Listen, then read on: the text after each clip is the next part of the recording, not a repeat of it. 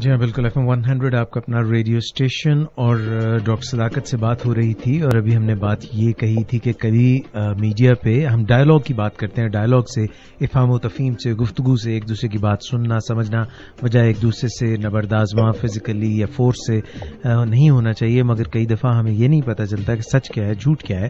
اس پہ بھی ہم بات کریں گے، مگر اسی اسنا میں ہمیں جو میسیجز آئے ہیں، خالد فیصل ایوان صاحب نے ایک دفعہ پھر سے عید مبارک کہا ہے جناب صداقت بھائی، تو ان کی طرف سے عید مبارک قبول کیجئے. ان کو بھی ہماری طرف سے بہت بہت عید مبارک. اب تو بس عید کی ٹیل ہی رہ گئی ہے، تو میرے خیال میں کل سے پھر یہ ٹیل سپن کیا ہوتی ہے؟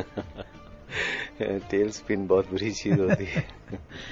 اچھا، تو نیہا جو ہے وہ کہتی ہیں ہائی سویٹسٹ ڈاکٹر اعجاز، ڈاکٹر صداقت ریلیٹڈ عید مبارک، میٹھی میٹھی عید مبارک وتھ بیسٹ وشز. بہت شکریہ آپ کا بھی. سحر شمیم نے بھی جناب عید کا ہی ذکر کیا ہے. زینب کہتی ہیں کہ یہ ڈینگی فیور لاہور میں کیوں اتنا پھیل رہا ہے؟ لاہور میں ہی نہیں پھیل رہا، یہ دوسرے گرد و نواح کے علاقوں میں بھی پھیل رہا ہے، لیکن لاہور میں کوئی صاحب اسے گن رہے ہیں. جو ٹیلی ویژن پہ آپ دیکھتے ہیں کہ اب کوئی شاید 1400 سے اوپر فگر ہو گیا، تو اب مجھے نہیں پتا کون صاحب ہیں جو یہ باقاعدہ گن رہے ہیں. لیکن یہ دن بدن زیادہ سے زیادہ سننے میں آتا ہے. بیماریوں کا اگر ہم کلا کما نہ کریں یا تدارک نہ کریں تو پھر انسان کو اس سے تکلیف اٹھانی پڑتی ہے. تو یہ وہ بائی صورتحال مجھے یاد ہے کہ کوئی اکا دکا کیس ہوتا تھا. 73 میں ہمارے کلاس فیلو کو ڈینگی فیور ہوا تھا، تو ہم میڈیکل کالج میں اس وقت تھے، تو وہ اس وقت ایک ہی بندہ تھا جس کو ہوا تھا. لیکن اب یہ بہت سے لوگوں میں سننے میں آتا ہے، اور اس میں ایکچولی کوئی اینٹی بایوٹک ایز سچ ہے نہیں، یا وقت سے پہلے ہم کوئی دوا کھا لیں جس سے کہ ہمیں ڈینگی فیور نہ ہو، تو ایسا بھی نہیں ہے. چند چیزیں ہیں جو اگر ہم توجہ دیں حفاظتی اقدامات ہیں، وہ بہت معقول حفاظتی انتظامات ہیں. مثلا تھکاوٹ سے بچنا، نیند پوری کرنا، قوت مدافعت بہتر ہو جائے، جی، اور وقت پہ کھانا کھانا، بلا وجہ بھوکے رہنا، پیاسے رہنا، ان چیزوں سے یہ انفیکشس ڈیزیز جو ہے وہ ہم پر کامیابی سے حملہ آور ہوتی ہے. یہ جو وائرسز ہوتی ہیں، جتنی بھی وائرسز ہیں، ان کو موقع مل جاتا ہے جب انسان لاغر کمزور ہو. ہاں، سٹریس ہو، ڈپریشن ہو، بوریت ہو ہماری زندگی میں، تھکے ہوئے ہوں، کھانا نہ کھایا ہو، نیند پوری نہ کی ہو، وہ بے ڈھنگی چال، وہ شترے بے مہار کے سے لیل و نہار، یہ جب ہمارے ہوتے ہیں تو پھر یہ بیماریاں ہم پہ زیادہ حملہ آور ہوتی ہیں. پر یہ مچھر کے ذریعے ہوتا ہے، اور مچھر بڑا ڈسپلنڈ ہے. وہ صبح سویرے جھٹ پٹے میں جب روشنی اور اندھیرے کا ایک امتزاج سا ہوتا ہے، تو ایک تو یا تو وہ اس وقت کاٹتا ہے، اچھا، اور دوسرا وہ شام کو جب دن شام کے ساتھ مل رہا ہوتا ہے. مکار دشمن ہے، تو اچھا، اس میں یہ کیا جا سکتا ہے کہ ذرا اس وقت زیادہ احتیاط کر لی جائے. جیسے کہ رات کو اگر سوتے ہوئے آپ پنکھے کی تیز ہوا کے نیچے سوئیں تو وہ تاب نہیں لا سکتا، اس کی ہوا اتنی تیز ہو. پلس اگر آپ کے گھر میں قرب و جوار میں پانی نہ کھڑا ہو، اچھا یہ گندے پانی میں اتنا نہیں پنپتا، پسند نہیں بڑا کوئی ذوق و شوق والا اور آیا بھی مصر سے ہے شاید، ہاں ذوق و شوق والا ہے، تو یہ صاف پانی جو جیسے کئی لوگ فرش دھوتے ہیں اور اس کے اوپر پھر کہیں ایک پانی کا وہ تھوڑا سا چھوڑ دیتے ہیں، تو اگر ہم پانی کا جگہ جگہ ٹھہرنا، جو کہ صاف پانی کا ٹھہرنا سے میری مراد ہے، اگر ہم اس پہ توجہ دیں اپنے گھر کی حد تک، تو ہمارا بچاؤ ہو جائے گا. ڈینگی فیور میں مچھر کو کوئی خاص آپ سے کوئی دشمنی نہیں ہوتی، اور وہ کوئی دشمن کے طور پر آپ کو سلیکٹ نہیں کرتا. یہ کہیں نہ کہیں ہماری اپنی ایک رسپانسبلٹی ہوتی ہے جو ہم پوری نہیں کرتے، اور پوری طرح سے ہم تیار ہوتے ہیں اور عین اتفاقات زمانہ کہ وہ مچھر ہمیں کاٹتا ہے جس نے کسی ڈینگی فیور کے مریض کو کاٹا ہوا. اور یہ ساری شرطیں جو ہیں کافی بڑی شرطیں ہیں. ڈینگی فیور ہونے کے لیے کافی پاپڑ بیلنے پڑتے ہیں کسی شخص کو کہ اس کو ڈینگی فیور ہو. یعنی سب سے پہلے وہ تھکا ہوا ہو، پھر اس کے بعد وہ بھوکا پیاسا ہو، پھر اس کو ٹینشن ہو، پھر وہ ویسے ہی کسی اور بیماری میں بھی مبتلا ہو اور کافی کمزور ہوا ہو، بوریت کا شکار ہو، اور پھر اتفاق سے اس کے گھر میں صاف پانی دائیں بائیں ٹھہرا ہوا ہو جہاں یہ مچھر آنا پسند کرتا ہے. پھر صبح شام، پھر آخری جو مواقع ہوتے ہیں پھر جب وہ کاٹ لیتا ہے، تو پھر مسئلہ یہ ہے کہ اس کے لیے کوئی اینٹی بایوٹک نہیں ہے. پھر یہ ہے کہ آپ نے چند دن اب سروائیول کی ایک جنگ لڑنی ہوتی ہے، ریسٹ چاہیے. اور یہ نہیں کہ جس کو ڈینگی فیور ہو وہ مر جاتا ہے، نہیں، بہت سینکڑوں میں سے کوئی ایک. وہ ویسے بھی باقی بیماریوں میں بھی لوگ جو ہیں آخر جب اس دنیا سے جاتے ہیں تو اس کا کوئی بہانہ تو بننا ہوتا ہے. تو یہ کوئی اتنا ڈرنے خوفزدہ ہونے والی بات نہیں ہے. اگر ہو بھی جاتا ہے تو پھر اس کے بعد جو ہے مکمل آرام کرنا، سمپٹومیٹک ٹریٹمنٹ دینا، اپنے ٹیسٹ وغیرہ پراپرلی کرانا، خون کے ذرات کو ناپتے تولتے رہنا. پھر اب جو ہے مزید جسے کہتے ہیں نا کہ غلطی کی گنجائش نہیں. جب ہو ہی گیا تو پھر آپ وہ اس طرح کے نسخے استعمال نہ کریں جیسے کہ کوئی بھلے لوگ جو ہیں SMS کے ذریعے پھیلاتے رہتے ہیں کہ وہ پپیتے کا پانی یا کچھ اس طرح کی چیزیں. تو پھر مہربانی کریں، پھر یہ نہ کریں، پھر پراپر میڈیکل ٹریٹمنٹ میں جائیں اور چند دن آپ جو ہے گزار لیں تو پھر نئے سرے سے آپ زندگی کی دوڑ میں شامل ہو جائیں گے. اور گھبرانے سے یا شکست خوردہ ہونے سے حالات خراب ہوتے ہیں. Very good, very well said. تو نبیلہ ہیں ہمارے ساتھ اور کہتے ہیں کہ ہمارا کل سے اب تک کا ٹائم بہت ٹینشن میں گزرا ہے.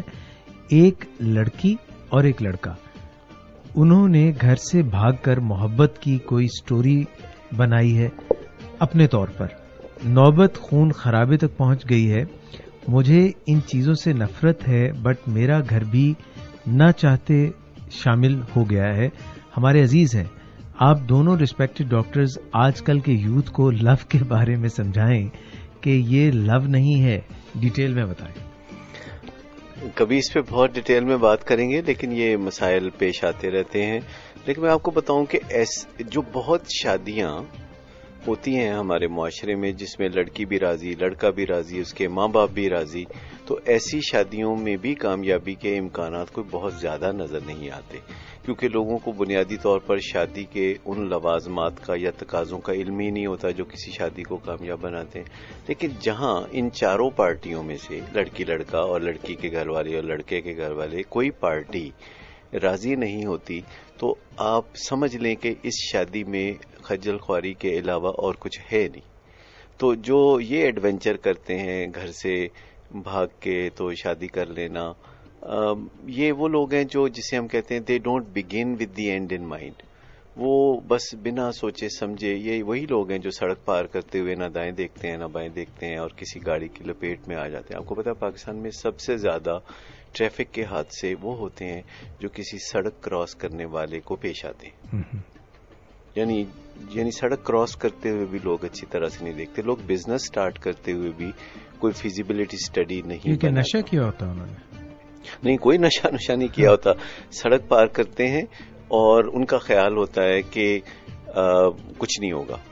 اب مجھے بتائیے یہ جو ون ویلنگ کرتے ہیں جو آپ نے پچھلے 2-3 دنوں میں دیکھی ہے کہ گاڑیوں کے درمیان سے کس طرح موٹر سائیکل سوار گزرتے ہیں اور پیچھے بھی ایک صاحب کو بٹھایا ہوتا ہے اور اس کا ہی حوصلہ ہے. جو پیچھے بیٹھنے والا ہے اس کا مجھے حوصلہ زیادہ لگتا ہے کیونکہ آگے جو بیٹھا ہوتا ہے اس کے ہاتھ میں تو پھر کوئی نہ کوئی بریک یا کوئی ہینڈل یا کوئی چیز ہوتی ہے جس سے کوئی بچاؤ ممکن ہے اپنی زندگی کا اور دوسرے کی زندگی جو ہے وہ اس کے رحم و کرم. اب آپ کو لگتا ہے کہ یہ انہوں نے نشہ کیا ہوتا ہے جو ون ویلنگ کرتے ہیں؟ مطلب ریفلیکسز تو ان کے تیز ہوتے ہیں. ویسے کوئی نشہ وشہ نہیں کیا ہوتا، مگر کوئی نشہ ہوتا ضرور ہے. نہیں، ہمارے دماغ میں جو رسک کو کیلکولیٹ کرنے کا ایک حصہ ہے وہ ان لوگوں میں اتنا ویل ڈیولپڈ نہیں ہوتا. آپ دیکھیں گے دنیا میں 2 طرح کے لوگ آپ کو نظر آتے ہیں. ایج سے بھی تعلق؟ ایج سے کوئی خاص تعلق نہیں ہمیں لگتا ہے، کیونکہ یہ لوگ جو ون ویلنگ کر رہے ہوتے ہیں یقیناً آپ کسی 60 سالہ شخص کو چونکہ اس کے ہڈیوں میں دم نہیں ہوتا تو وہ اس طرح کے رسکی کام نہیں کر رہے ہوتے، وہ اور طرح کے رسکی کام کر رہے ہوتے ہیں. رسکی کام وہ بھی کر رہے ہوتے ہیں، اس کے لیے عمر کوئی قید نہیں ہے، لیکن رسک کا انداز بدل جاتا ہے کیونکہ ایک 18 سال کے نوجوان کے پاس کوئی روپیہ پیسہ نہیں ہوتا کہ جو وہ رسک پہ لگا کے جھونک دے اور اس سے اپنی وہ پوری کرے.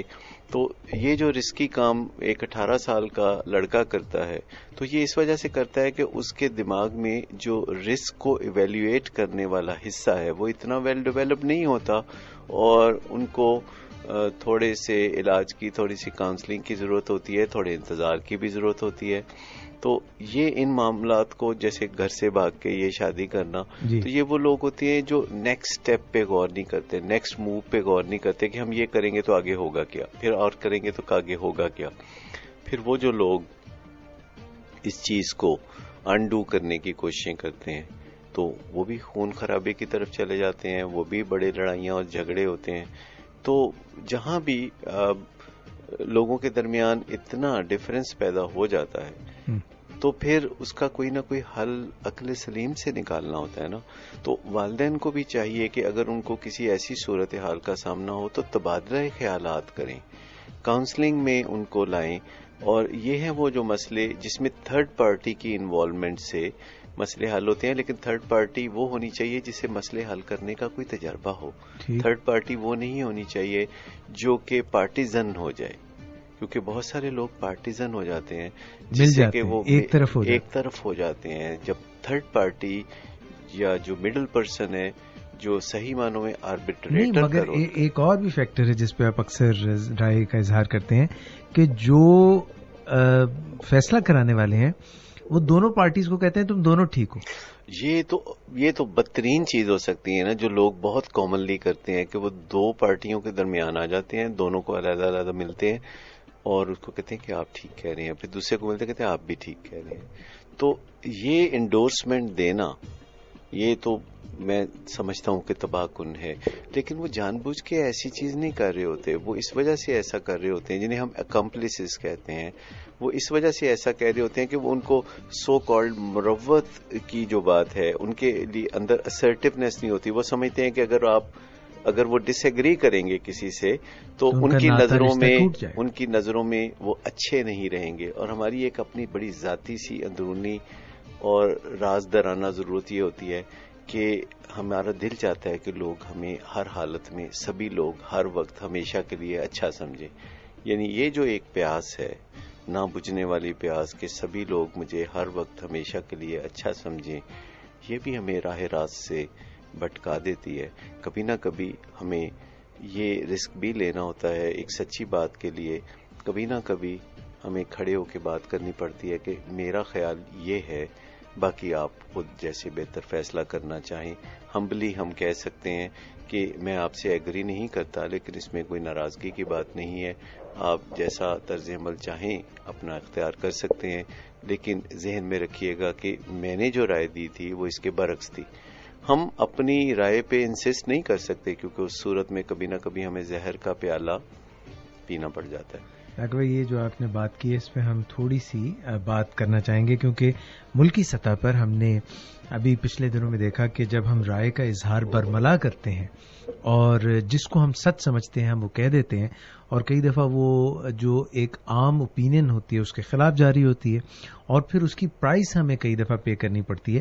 اور ہم نے یہ بھی بات کی تھی ابھی پروگرام کے آغاز میں کہ سائنس جو ہے ہمیں لاجک کی بات بتاتی ہے اور ہمارا جو ذہن ہے وہ لاجک کی بات کرتا ہے، اور ایک ہمارا ذہن کا حصہ جو ہے وہ جذبات کی بات بھی کرتا ہے. یہ اللہ میاں نے ہمارا جو ذہن ڈیزائن کیا ہے. ہم نے یہ بھی فرمایا تھا کہ ہمیں کیسے پتا چلے کہ سچ اور جھوٹ میں حد فاصل کیا ہے، وہ لکیر کہاں ہے جو باریک ہے بالکل اور دھندلی ہے. اور یہ دو تین جو فیکٹرز ہیں کہ رائے کا اظہار کرنا، سچائی پہ مبنی رائے کا اظہار کرنا، اور پھر وہ آدمی جو اس کو ہم دیکھ رہے ہیں وہ سچا ہے یا جھوٹا ہے، اور پھر ہم لاجک کے بھی قریب رہیں اور جذبات کا بھی اظہار کرتے ہوئے کہیں ایسا نہ ہو جائے کہ ہم خود ہی ایک مذاق سا بن جائیں. صحیح. تو یہ اس پہ ہم بات کریں گے اس چھوٹی سی بریک کے بعد.